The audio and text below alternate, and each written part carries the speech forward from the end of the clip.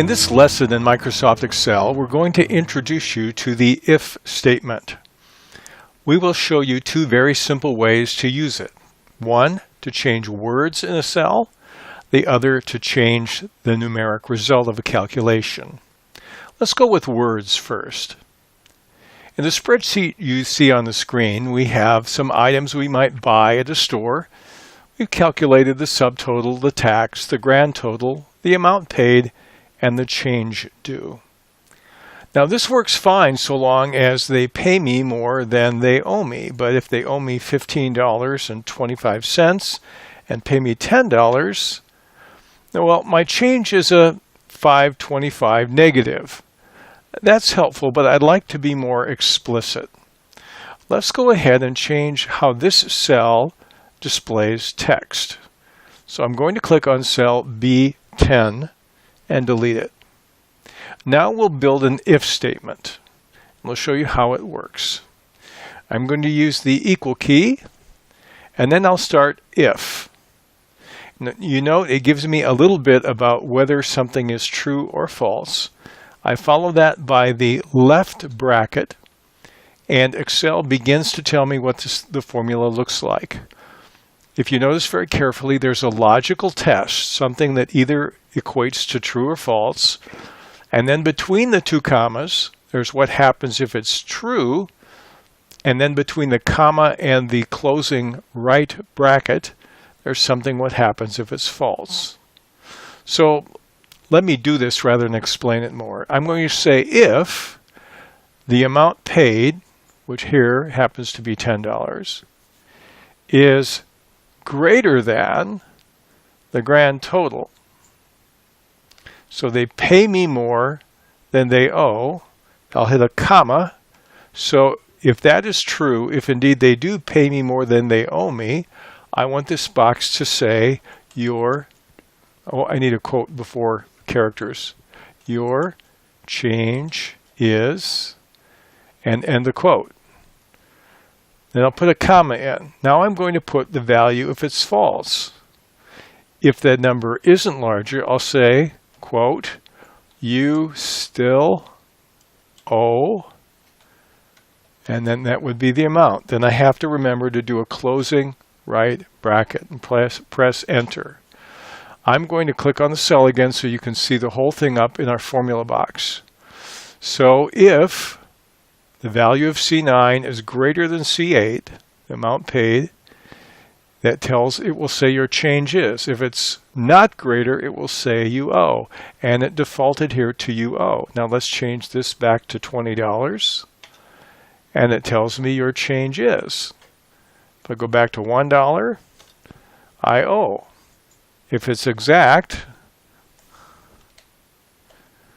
it says my change is 0.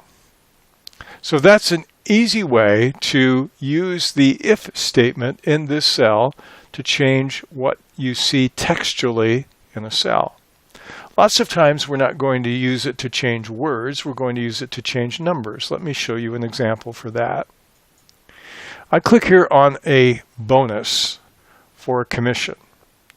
And in this example, we have an employee with first name, last name, we have a sale, and we calculate their commission. Now here's the trick. The commission says if they earn $27,000 or more, their commission above $27,000 is 12%. That's cell E1. If they don't, they get 6% on every dollar they sell up to $27,000. So for example, in my first case, Jamie in row 6 did not meet the threshold and gets 6% of their total sales. Bruce, on the other hand, winds up with 6% of $27,000 plus 12% of every dollar beyond that. And so I put the formula in for cell D6 right here. Now I'd like to have you look at the bottom part first, because this is the basic formula. So we use the if statement again, and this is exactly what you see up here.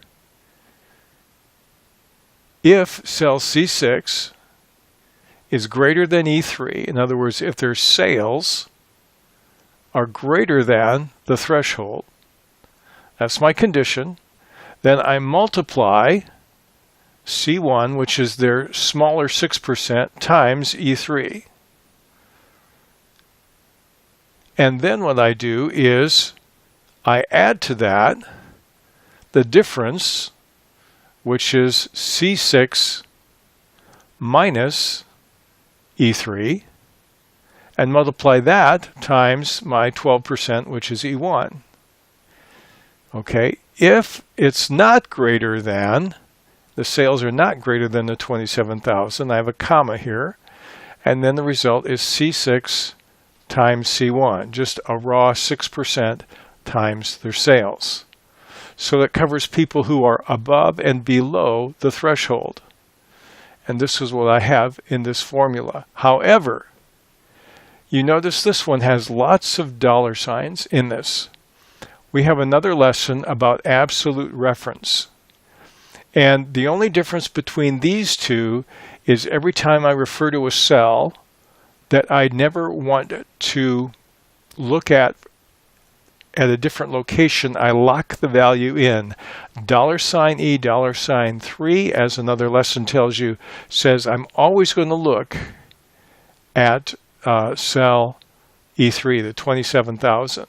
And if I copy the formula, I don't want it to think I'm going to have it look now down at cell E4 or to right to cell F3.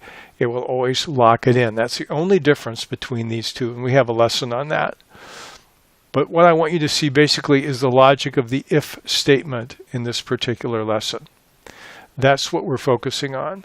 So it gives you an option. Now, the nice thing about this is I can change the threshold to $25,000, and the commissions go up except for poor Jamie. Or I could change the interest. Maybe the enhanced commission is 11%, and the initial commission is 5%. And all the numbers change accordingly.